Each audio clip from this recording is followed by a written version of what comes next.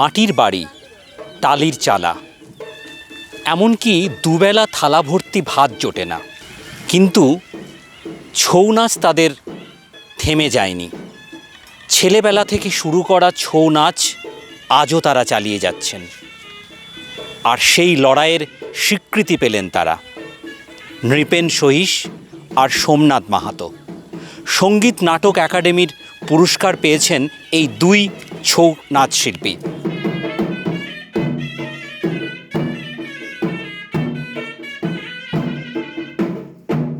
নৃপেন সহিসের বয়স 54, তার বাড়ি পুরুলিয়া 1 নম্বর ব্লকের বালিগাড়া গ্রামে।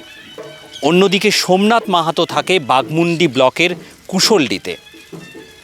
দুটি পুরস্কারই সঙ্গীত নাটক একাডেমি, তবে সোমনাথের পুরস্কার সঙ্গীত নাটক একাডেমির ওস্তাদ বিসমিল্লা খান যুব পুরস্কার। এই জায়গাটাতে পৌঁছতে দুজনকেই কম কাঠখড় পোড়াতে হয়নি। অনাহার অর্ধাহার এদের যেন সর্বক্ষণের সঙ্গী ছিল।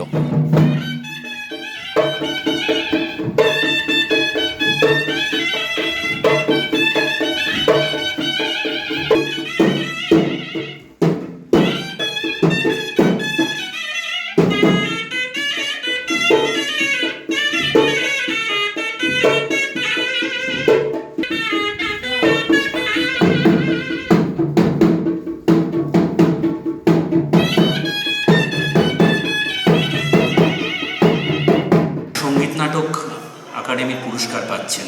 হ্যাঁ স্যার, যে নৃত্য বিভাগে। আচ্ছা, কেমন লাগছে আপনার? খুব ফুর্তি লাগছে স্যার, খুব মানে যে আর কি বলে দেবো ওটা বলারই নেই। যে আজ আমার বাবা, আমি, আমার ছেলেরা নাচছে, এতদিন কিছু পেয়েছিলাম নাই, কিন্তু আজ পায়ে আমার খুবই আনন্দ, খুব শিহরণ জাগছে, যে আর কোনো বলারই নেই। যে আমার খুব ফুর্তি লাগছে, বা আমার গ্রামের সবাইও ভালো ফুর্তি লাগছে যে আজকে 4 পিঢ়ি 3 পিঢ়ি চলছে, আরও 4 পিঢ়ি ঢুকে গেল। যে এই পুরস্কারটা আগেই পাওয়া ছিল, কিন্তু যাই হোক, দাদু পারল নয়, বাবা পারল নয়, আমি হলো তো পালি, এইটাই আমাদের খুশি। আপনি হচ্ছেন 3 পুরুষ। 3 পুরুষ।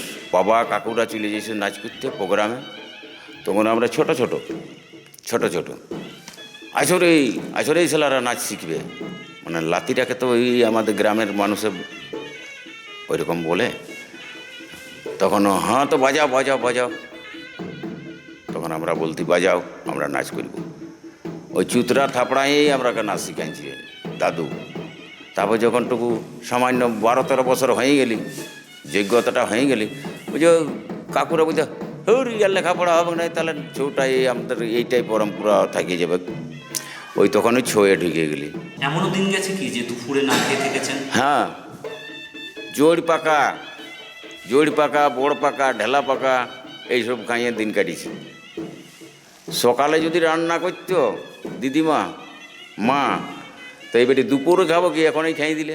তবুও আমার কোনো দুঃখ নাই, সবাই প্রাইজ পাইতো, এই পুরস্কার পাইলো, এই পদ্মশ্রী পাইলো, এই পাইলো, হাও পাইলো, কোনো নাই। বলে দেখি ঠাকুর কোনো দিন যদি বিদেশ আর যাই নাই, তবে এই ভারতটাতে ঘুরেছি। ধরুন হিমাচল প্রদেশ গেছি। আর এখন আমি বয়সটুকু হয়েছে, তো এখন আমি একটাই নাচি, ওই শ্রীকৃষ্ণ আর শনিটা দুটো। ছৌ নাচকে কি আরও এগিয়ে নিয়ে যাবে তারা, এখনকার প্রজন্ম? এটা তো এগিয়ে লেগারই দরকারই আছে আমাদের।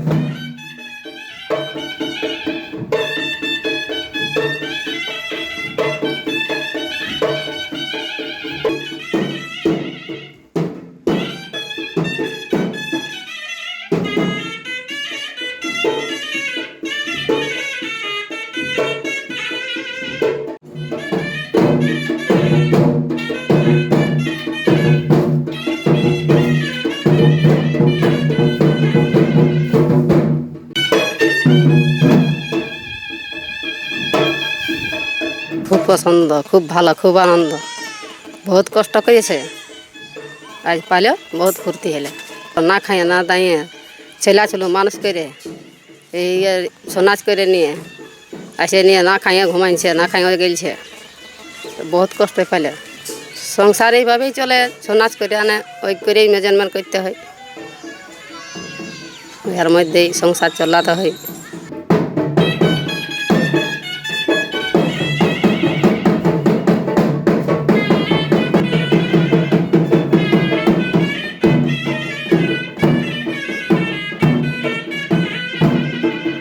সর্বপ্রথম আমি নাচ শুরু করেছি আমার বাবার হাত ধরে। আমার বাবা একজন বিশিষ্ট ছৌ শিল্পী, সঙ্গীত নাটক একাডেমি অ্যাওয়ার্ড শ্রী সাধুচরণ মাহাতো। তার নিজস্ব পার্টি আছে, আমি তার পার্টিতে কাম করি ছোটোবেলা থেকে। এবং পরে আরও গুরুর কাছে আমি শিক্ষা নিয়েছি, যেমন গুরুশ্রী ওস্তাদ বাগম্বর সিং মুড়া, গুরুশ্রী কার্তিক সিং মুড়া, গুরুশ্রী ভুবন কুমার এবং খগেন সিং লায়া। এছাড়াও আরও তোমার ছৌ কেন্দ্র চন্দন কেয়ারি দ্বারা 2019 থেকে 23 একটা প্রথম ছৌ ট্রেনিং সেন্টার বাগমুদিতে চালু হয়। সেই ছৌ ট্রেনিং সেন্টারেতে আমি 3 সাল ট্রেনিং নিয়েছিলাম ওস্তাদ মনোহর কুমারের কাছ থেকে। এইভাবে আমি একাডেমি থেকে অনেক প্রোগ্রাম করে থাকি দেশের অনেক রাজ্যে, বিভিন্ন রাজ্যে, যেমন তোমার ভোপাল, ত্রিপুরা, দিল্লি, বিহার, বেঙ্গল, উড়িষ্যা, ঝাড়খণ্ড, মহারাষ্ট্র, ওইগুলোতে অনেক জায়গাতে করেছি। এমনকি বিদেশেও করেছি, জাপানের টোকিও, ওসাকা সিটিতে আমি ছিলাম 12 দিন, সেখানে প্রোগ্রাম করেছি। সেখান থেকে মালয়েশিয়াতে করেছি। এবং সঙ্গে এই 2025-এ একটা দিল্লিতে রাশিয়ান ব্যাটালিয়ন উৎসব ছিল, সেখানে আমি যোগদান করেছিলাম। তুমি এখন সাজো কি? আমি সবগুলাই, মানে টিমে তো যখন কারো অসুবিধা হয় তখন আমি সব কটাই মেনটেন করি। হ্যাঁ, হয়নি যথেষ্ট, যতটা আমি জানি। কি তাও ধরুন প্রথমে তো আমি কার্তিক করতাম, কার্তিক, গণেশও করেছি, দুর্গাও করি, বর্তমানে আমি দুর্গাও করি, তোমার কৃষ্ণ, অসুর, সবগুলাতেই। পড়াশোনা কত দূর করেছো? পড়াশোনা আমি গ্র্যাজুয়েশন করেছি জিওগ্রাফি অনার্স সিলি একাডেমি থেকে। এবং পরে ছৌ নাচের বিস্তারণতে আমি ডিপ্লোমা করেছিলাম পুরুলিয়া সিধু কানু ইউনিভার্সিটি থেকে। এখন যা ছৌ নাচের অবস্থা, আগামী প্রজন্মকে কি বলবে? এখন যা ছৌ নাচের অবস্থা, আমি মোটামুটি যে মতো বর্তমানে ছৌ নাচের উপর ঝুঁকি দিচ্ছে যে ছেলেগুলা, তাতে ছৌ নাচের অবস্থা অনেকটা আগের থেকে কি বলবো অনেকটা ডেভেলপ হয়েছে। এতে আমার ভালো লাগছে যে এরকম এত কষ্ট করে ছেলেগুলা দিন দিন পরিশ্রম করে যাচ্ছে, আর এর মতন একটি সরকার আমাদের দিকে ধ্যান দিচ্ছে। এই জন্য আমি সরকারের কাছে ধন্যবাদ যে বিগত দিনে আরও যেন আমার মতো অনেক শিল্পীকে উৎসাহ দেয়, এটুকু আমার।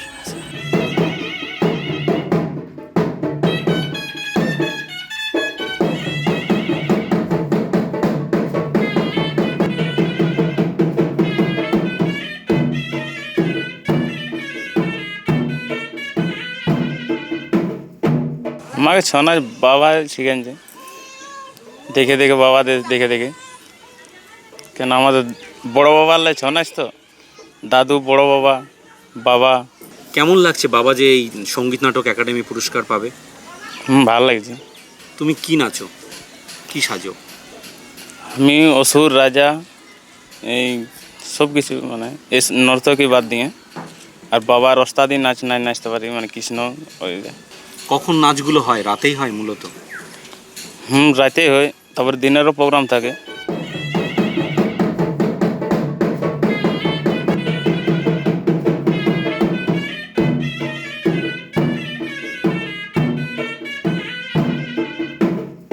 খুবই অভাবের মাধ্যমে মানুষ করেছিলাম এই ছেলেগুলোকে, বা এখনও করে যাচ্ছি। এবং আমার ছেলে যে এই পুরস্কার পেল, এই সম্মানটা পেল, তাতে আমি খুবই গর্বিত এবং পুরুলিয়াবাসীকে অশেষ ধন্যবাদ জানাই। এবং ছৌ কেন্দ্র চন্দন কেয়ারি সঙ্গীত নাটক একাডেমি, তাকেও বিশেষ ধন্যবাদ জানাই, যিনি আমার ছেলেকে এই জায়গায় পৌঁছাতে গিয়ে সহযোগিতা করেছেন। এদেরকে পড়াশোনা করিয়েছি এবং করাচ্ছি এখনও। আমার এক ছেলে এক মেয়ে। কিন্তু ছেলে পড়াশোনার সাথে সাথে এই যে ওর অকাল পরিশ্রম করেও পড়াশোনার সাথে সাথে আমি ভাবতেও পারিনি যে এই ছৌ এতটা ডেভেলপ করতে পারবে।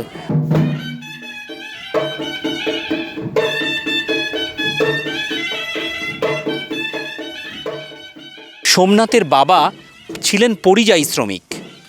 সেই পরিযায়ী শ্রমিক থেকে লড়াই করতে করতে তিনিও একজন ছৌ শিল্পী, তিনিও সঙ্গীত নাটক একাডেমি পুরস্কার প্রাপ্ত। এখন কোনোভাবে মুদি দোকান করে সংসার চালিয়ে ছেলেকে বড় ছৌ শিল্পী করায় তার স্বপ্ন। অন্যদিকে বালিগাড়া গ্রামের 54 বছরের নৃপেন সহিস, তার দাদুর কাছ থেকে ছৌ নাচের হাতে খড়ি। সেই একেবারে ছেলেবেলা বয়স থেকে সোমনাথের মতোই 10-12 বছর বয়স থেকে। আজ সেই 3 পুরুষের দল এখনও রয়েছে এবং চতুর্থ পুরুষও এই নাচ নেচে যাচ্ছে। এই 2 শিল্পীর হাত ধরেই পুরুলিয়া আজ গর্বিত। শুধু পুরুলিয়া কেন, গর্বিত বাংলাও, এমনকি এই শিল্পীদের সৌজন্যে দেশও।